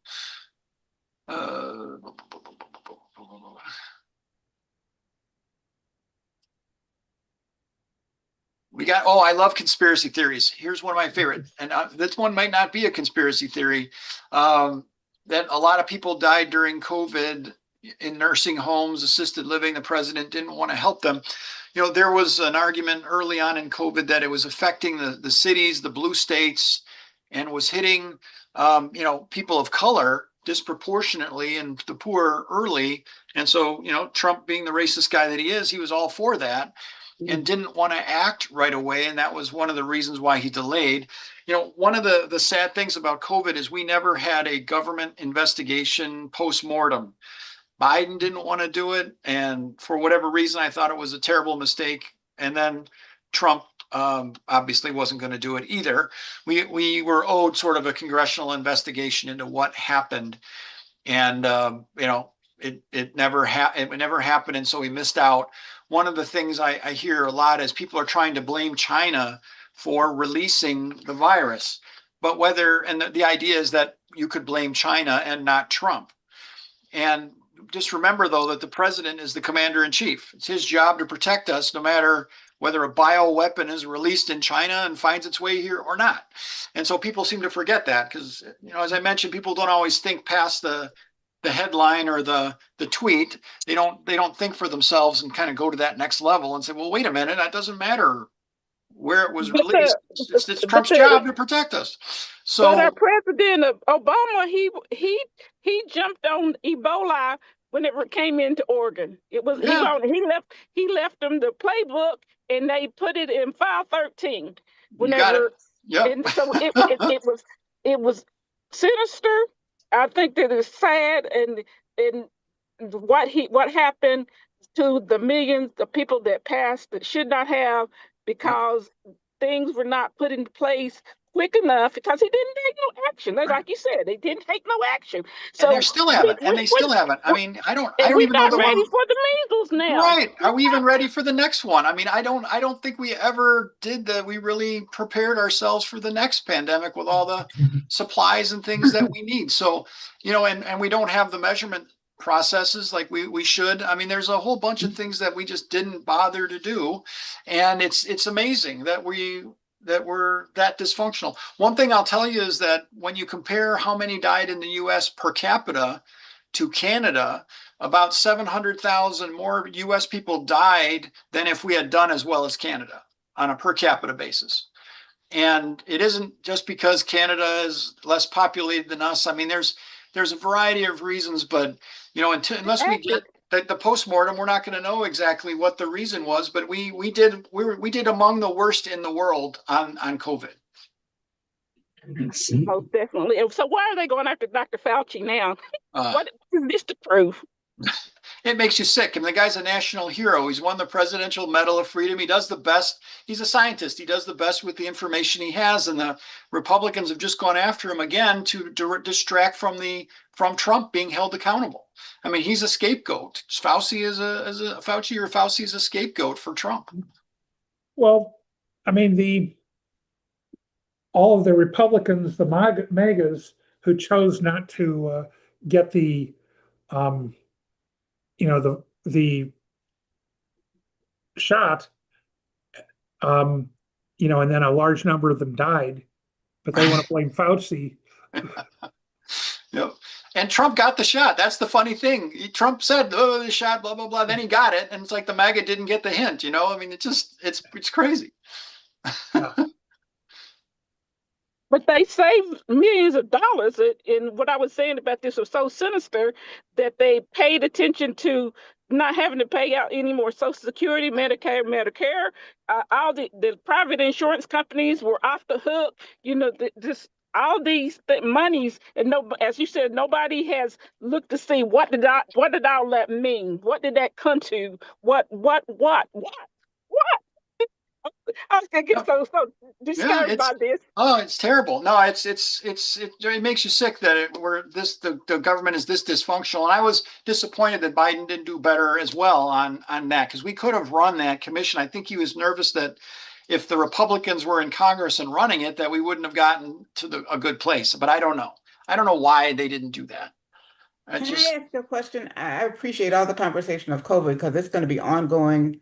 Because COVID is like the flu, it ain't going nowhere. So this is going to be a discussion we're going to have for a lifetime. But I had a question in the chat about DEI and what has been the impact of employment based upon how they are defining that. Let me get that for you for the next meeting, because please make sure it also includes the disabled. Okay. My daughter, who's disabled, is part of a national group called the Disability Culture Lab, and often people ignore that inclusion, DEI inclusion meant, you know, hiring qualified people, you know, even though they have disabilities, you know. So, you got it. We're overdue for that. So yeah, we do it a couple times a year, so we'll get there. Okay. Thank you. Yes.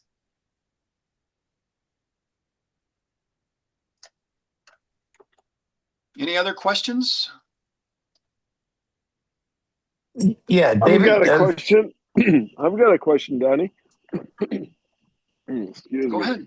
I was wondering, you know, when I learned a lot from the national debt, what you were talking about, but I was wondering, I think my question was more to, is there a ratio to the wealth? You said, well, there was 174 trillion of wealth and 40 trillion of debt. Yeah. I mean, that's a good question.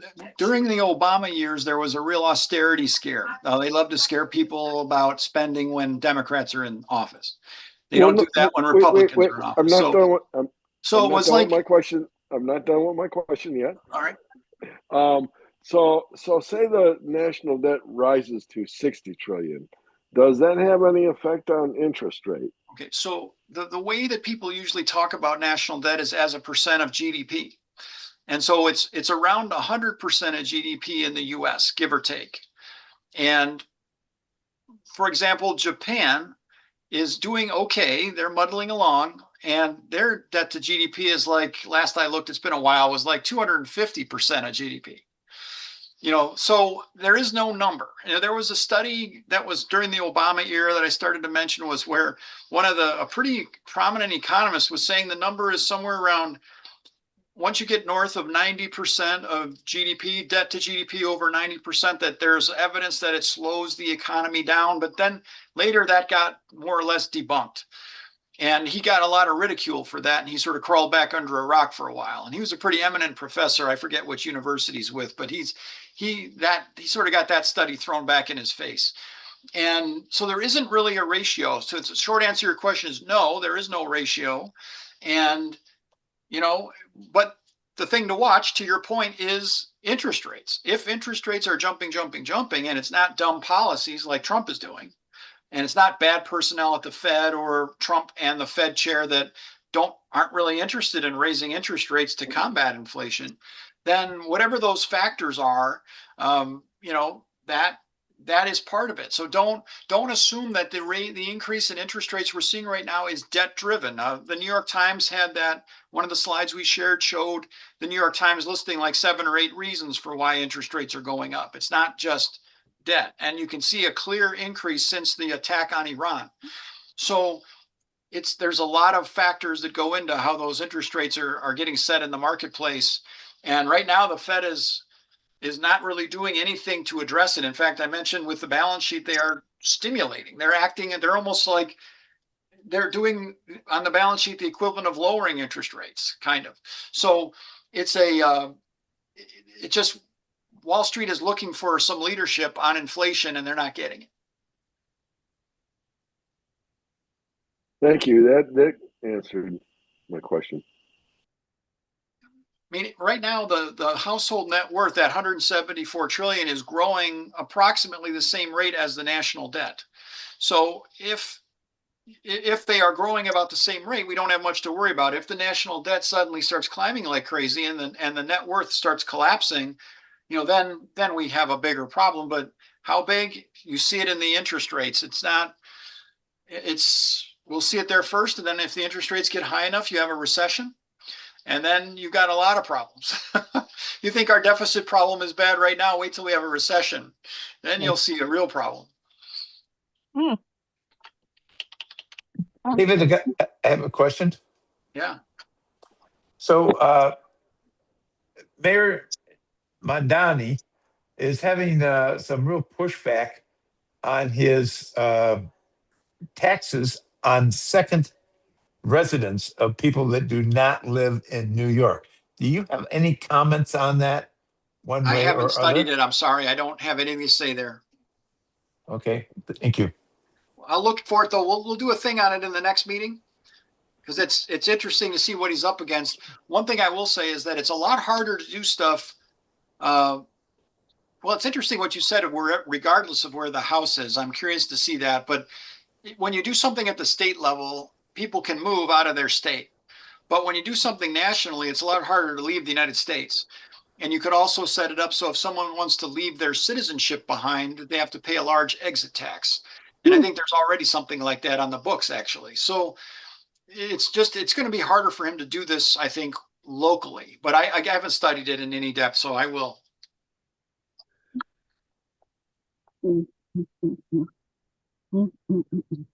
All right. Any others?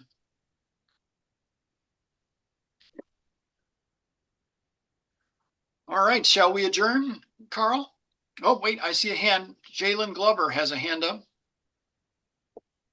And before Bill closes us out, give everybody a chance to copy the chat and all that kind of stuff too. Yeah. Shall I go? Go ahead. Yeah. So, and I'm sure you addressed it and said it in more than one ways, but do you want to put in layman terms? Do you want to paraphrase? Why does this happen? Like, basically, what's the gist of it? Like, how come the economy is better under Democrats than Republicans. Like the gist of it, paraphrase everything. Yeah, I mean, the 10 of the last 11 recessions started under Republicans, but it's not clear that there is a particular policy choice that they make that does it. It isn't there. And the study that was done on this was a few years ago, about 2015, 2016. The study was done by a former Fed vice chair. He couldn't point to any particular policy that caused Republicans to be so much worse for the economy, but they're incredibly unlucky. That 10 of the last 11 recessions started under Republicans is pretty amazing. And I remember a quote from Napoleon where he says something like, "Give me a general who's lucky." The Republican presidents are not lucky generals. And it's the recession that really crushes you on a lot of other metrics. So the unemployment rate goes up, the deficit goes up. That's why Carl was saying how the Democrats have been there during the recoveries from recessions. And so we're seeing the unemployment rate fall, the deficit fall. Almost all the measures are much better under Democrats, but I think it's recession driven. But the reason for 10 of those 11 recessions starting under Republicans is not clear, according to the most definitive study on the subject. So we can't like draw it down to bad at business, lack of education, or even just being done, being done deliberately, like just plain selfishness. We can't even say that Nope. like, oh, it's intent. Yeah, I understand. We can say that the Republicans are bad, but we can't say why. You can get to the recessions, but you can't get beyond that in terms of the research. There were a couple of causes that the economist that did it, Alan Blinder is his name, that he had said are possible, but he didn't feel confident that those were part of it. So I wouldn't say that any of it is conclusive. It's just they're incredibly unlucky, and it's not clear if there's a policy tie into it. Yeah, thanks. Yep. I would love to say there is Republican, but there's not. I don't have any evidence to make the claim. Now I have a question. In regards to the FD, does the food chain, what kind of monetary deal is that having? Because I think we mentioned it this morning that we've had more outbreaks of food safety because probably due to the shortage of inspectors and the breakdown of that area. What kind of, can you sort of like suggest what kind of economic downfall is that going to have on us? Because now the eggs are no good. Lettuce is not good. Yeah, I don't have an answer for that. That's a good question. I'll take a look. I have not seen any economists talking about that as having a significant economic effect. But it's scary, right? I mean, the fact that your food is not safe is a pretty frightening thing, food or water. And but I can't draw a line to the economy from there. But I'll look and see what I can find. One of the other things that's happening too, even though they're at the FDA level, that they're also now pouring over to the food service people that work for the health department. So that's well, aren't the health departments under the city or the county? Yeah, they're local. Pulling back on those people. Yeah, the health departments are usually Yeah, right. They're local. But they're pulling back on them as well, going and checking the restaurants and all that kind of stuff. I have a friend that just lost her job as a food person, and she's been working there for 20 some odd years, almost 30 years, and they are now pulling those individuals back and out of the health departments. Okay. All right. David Marcus has his hand up. Go, Marcus. What is your estimate for the increase in Social Security for the next year? I don't know. I have not looked at it. I think they do it based upon an average of 3 months of the CPI, and this might have been the first month.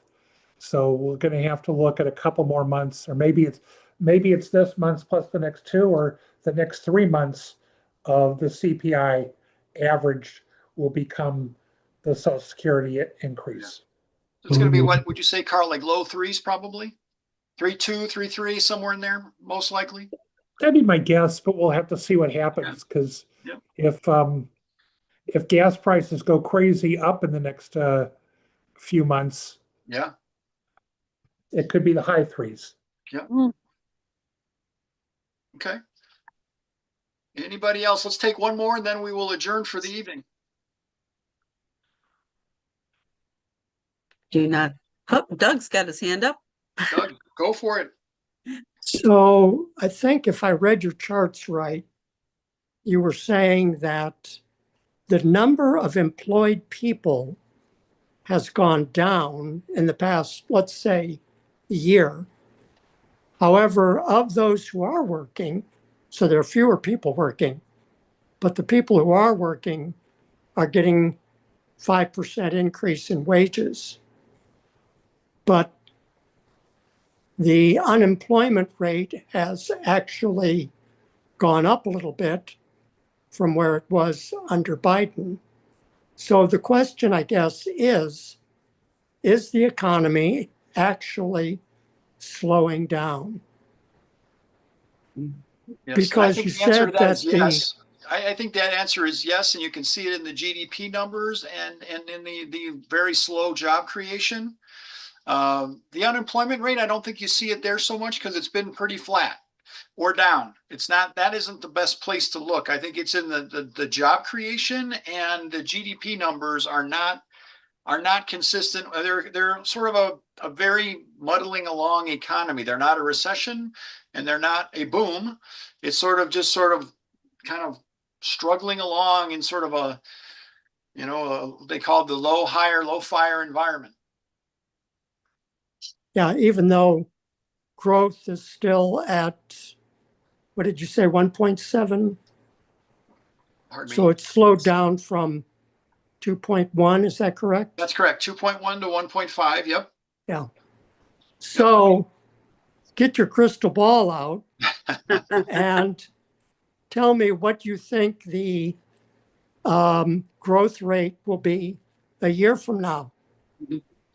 I'm going to quote, what is it, Niels Bohr via Yogi Berra, where prediction is difficult, especially about the future.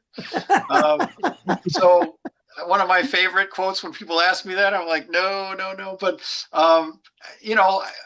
one thing Carl and I can do is we can dig up the Fed and the CBO forecasts. We usually have them in here. I took it out because we had a lot of other material in here this time. But I want to look back at their forecast. Their long range forecast, I think, Carl, it's like 1.8, right, for GDP. That's kind of where they keep gravitating back to that, the Fed. Yeah, but I think it's a little higher for next year. Okay, yeah.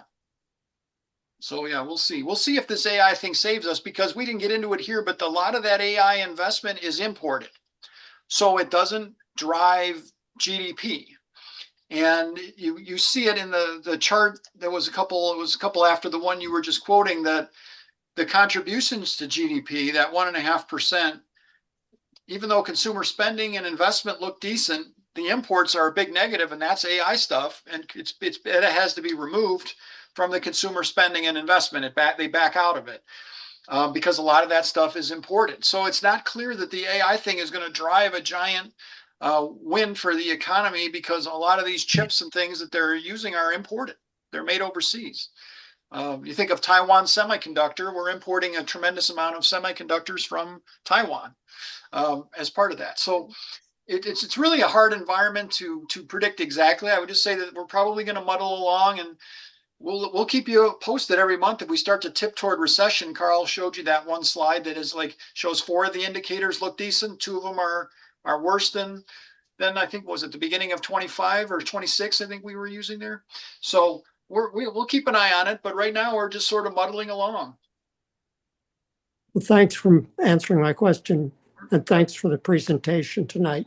Sure, you're welcome. Thank you for good questions. Thanks for joining us and keeping us with good questions. So keep us on our toes. We got to do some research for next month. So, Carl, do you want to do the closing or? Well, I would say, again, thanks everyone for joining us. We'll go ahead and end the recorded section of this, but we'll leave the meeting open. We won't close it out entirely yet. So that if people want to hang around, talk a little more, go ahead and copy the chat, and otherwise look through the chat themselves. They can do that before they choose to leave. Let's not immediately close the meeting, but let's stop the recording.